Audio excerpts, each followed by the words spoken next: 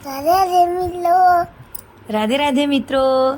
तो आज मेरी बेटी प्रिंकल के 10वीं के बोर्ड के रिजल्ट आने की खुशी में आप सबके लिए मैं लेकर आई हूँ बेसन के लड्डू। तो मेरी बेटी ने अपनी स्कूल में टॉप किया है 94% के साथ। तो आप सब अपने आशीर्वाद के साथ मेरी बेटी को शुभकामनाएं भी दीजिए।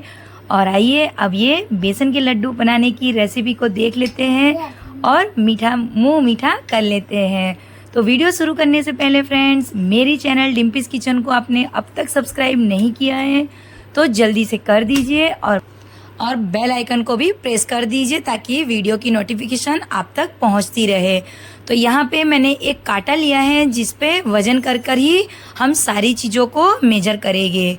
तो यहाँ पे मैंने एक बर्तन को पहले कांटे पे रख लिया है और अब आइए हम अपने बेसन को वजन कर लेते हैं। तो वजन में मैंने यहाँ पे बेसन को 500 ग्राम लिया है। 500 ग्राम बेसन के लड्डू हम बनाएंगे।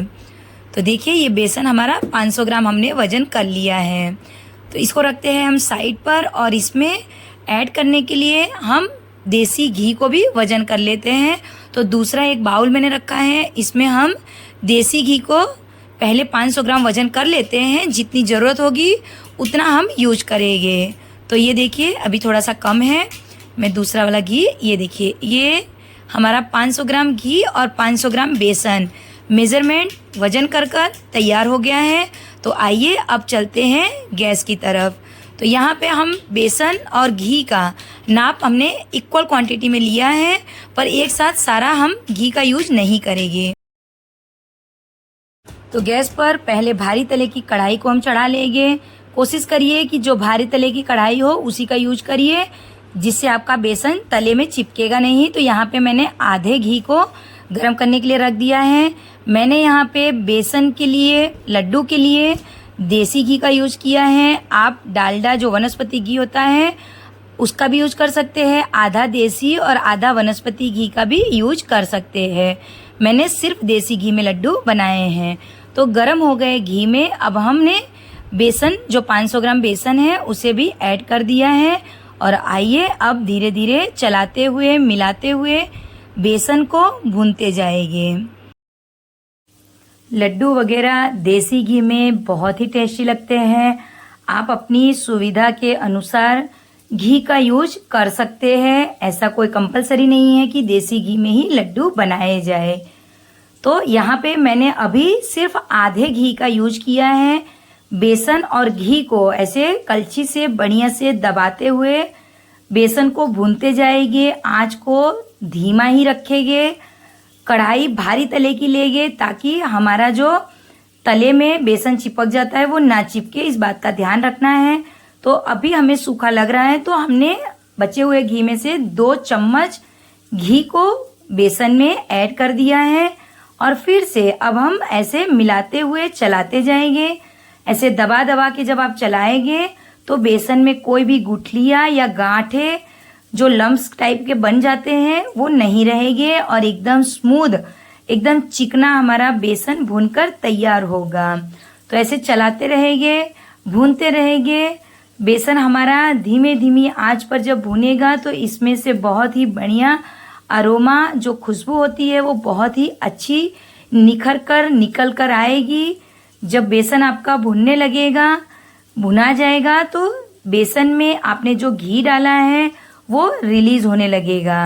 तो ऐसे ही दबा दबा के चलाते हुए बेसन को हमें भूनते जाना है। कढ़ाई बहुत गर्म है तो सावधानी के साथ पकड़ या कपड़े का यूज करते हुए कढ़ाई को हैंडल करिए और बेसन को भूनते जाइए। तो भूनते हुए बेसन हमें थोड़ा सूखा लग रहा है, घी की ज़रूरत महसूस हो रही है। तो यहाँ पर मैंने 2 चम्मच फिर से बेसन में घी ऐड कर दिया है। तो बेसन, जब लड्डू के लिए आप बेसन भून रहे हैं तो जो बेसन का टेक्सचर होता है, कंसिस्टेंसी होती है, वो घी के साथ एकदम बढ़िया और एकदम घी में जैसे एकदम पतली कंसिस्टेंसी का हो जाता है। इतना बेसन के लड्डू में होता है। जब आप बेसन को भूनते जाएंगे तो घी रिलीज होता जाएगा।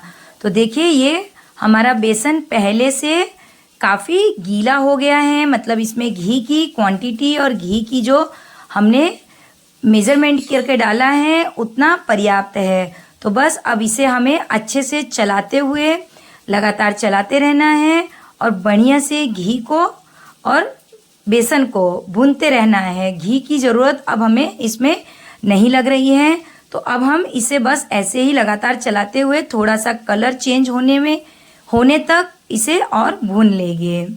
तो देखिए इतने घी में 500 ग्राम हमने घी लिया था, इसमें से हमारा अंदाजित 150 ग्राम घी बच गया है। तो 350 ग्राम घी हमारे 500 ग्राम बेसन में लग गया है। तो बेसन मोटा पतले के हिसाब से घी की क्वांटिटी कम या ज़्यादा, और घी आप कौन सा यूज कर रहे हैं, अगर आप वनस्पति घी का यूज कर रहे हैं तो थोड़े घी का यूज ज़्यादा भी होता है।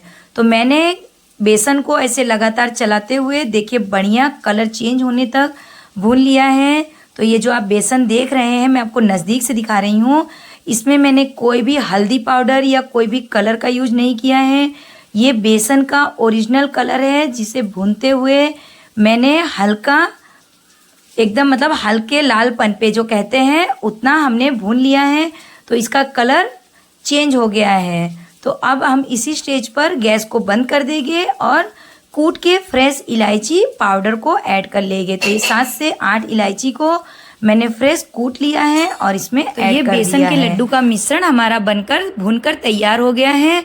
तो कढ़ाई इस स्टेज पर बहुत गर्म है, तो अगर आप कढ़ाई में मिश्रण को छोड़ रहे हैं तो थोड़ी थोड़ी देर में इसे चलाते रहिएगा। कढ़ाई के गर्म होने तक आप इसे थोड़ी थोड़ी देर में चला लीजिएगा। तो मैं इसे पलट रही हूँ बड़ी सी थाली में, क्योंकि मुझे आज लड्डू बनाने की जल्दी है। तो इसके थाली में पलटने से मिश्रण हमारा जल्दी से ठंडा हो जाएगा, क्योंकि हमें गर्म मिश्रण में चीनी या तगार नहीं मिलाना है। तो जब मिश्रण पूरी तरीके से ठंडा हो जाएगा तभी आपको इसमें चीनी, जो पीसी हुई चीनी आप मिलाएंगे या तगार मिलाएंगे। तो मिश्रण को हम थाली में निकाल लेंगे और सारे ही मिश्रण को अच्छे से फैलाकर ठंडा कर लेंगे। तो मुझे आज बेसन को ठंडा करने की जल्दी है, समय की कमी की वजह से मैं इसे थाली में फैलाकर ठंडा कर रही हूँ। अगर आपके पास समय है तो आप आराम से कढ़ाई में ही इसे छोड़ के ठंडा कर सकते हैं। इतने बर्तन फंसाने की कोई ज़रूरत नहीं है। बेसन के लड्डू को जब भी आप बनाएंगे तो इसमें चीनी तुरंत नहीं मिलाएंगे। मिश्रण के गर्म रहने पर जब आप चीनी या तगार मिलाएंगे तो मिश्रण हमारा पतला हो जाएगा चीनी के मेल्ट होने से। तो आइए अब हम जब तक बैटर मिश्रण हमारा ठंडा हो रहा है तब तक हम अपने तगार को, जो ये चीनी का तगार होता है, बूरा भी कहते हैं, आपके यहाँ इसे क्या कहते हैं, जिस भी नाम से बुलाते हैं उससे आप इसे परचेज़ कर लीजिए। किसी भी ग्रोसरी स्टोर पर या सुपरमार्केट में आराम से मिल जाता है। तो बेसन हमने लिया था 500 ग्राम, तो इसके लिए मैंने पहले 500 ग्राम बूरे का वज़न कर लिया है। मीठे को आप अपने स्वाद के अनुसार कम या ज़्यादा रख सकते हैं, जितना मीठा आप लाइक करते हैं। तो थाली में फैलाया हुआ बेसन का मिश्रण हमारा पूरी तरीके से ठंडा हो गया है। तो इसमें हमने 500 ग्राम बूरा को मिक्स कर लिया है। तो पहले हमने 500 ग्राम मिलाया है, इसको अच्छी तरीके से पहले मिला लेंगे। मिलाने के बाद हम इसे टेस्ट कर लेंगे। अगर आपको मीठा कम लगता है तो आप इसमें और मिला सकते हैं। तो मुझे मीठा इसमें कम लगा तो मैंने यहाँ पे 100 ग्राम बूरा और ऐड किया है। तो 100 ग्राम बूरा को मिलाने के बाद बेसन के लड्डू बनने के लिए एकदम परफेक्ट तैयार है। इसकी कंसिस्टेंसी भी देख लीजिए। बूरा मिलाने के बाद ये एकदम बढ़िया से बंध भी रहे हैं और सूख भी गया है। तो बेसन के लड्डू को बनाने में बहुत ही आसान है। ये लड्डू बहुत ही आसानी से बन जाते हैं। बाकी लड्डू की अपेक्षा इसमें इतनी मेहनत नहीं है लड्डू बांधने में। जो भी मेहनत लगेगी वो आपको बेसन के भुनने में ही लगेगी। जो भी समय लगेगा वो बेसन को भुनने में लगेगा। बेसन को भुनने में कोई भी जल्दबाजी मत करिएगा, वरना आपके इतने टेस्टी टेस्टी लड्डू नहीं बनेंगे।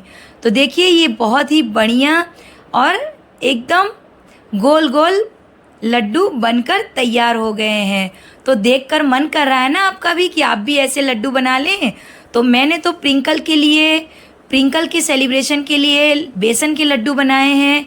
आप भी इस लड्डू को कब बना रहे हैं ज़रूर से कमेंट करिएगा। लड्डू को 1 घंटे हवा में रखकर हमने थोड़े से लड्डू को कड़क हो जाने दिया है। लड्डू थोड़े से हार्ड हो जाए तभी आप इसे डब्बे में ट्रांसफ़र करिएगा, वरना लड्डुओं का शेप बिगड़ सकता है। बेसन के लड्डू बहुत ही सॉफ्ट होते हैं। इसे आप बिना फ्रिज के भी 3 से 4 महीने, 4 से 5 महीने तक भी आप बाहर ही रख कर इसे खाकर एंजॉय कर सकते हैं। ऊपर से इसे देखिए ड्राई फ्रूट से हम गार्निश कर ले रहे हैं।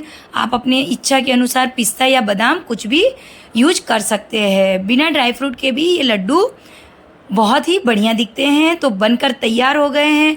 आई होप आपको आज के ये बेसन के लड्डू की रेसिपी पसंद आई होगी। रेसिपी पसंद आई हो तो अपनी फैमिली और फ्रेंड्स में शेयर करना मत भूलिए। ऐसी ही नई नई रेसिपीज़ के लिए डिम्पीज़ किचन को सब्सक्राइब कर दीजिए।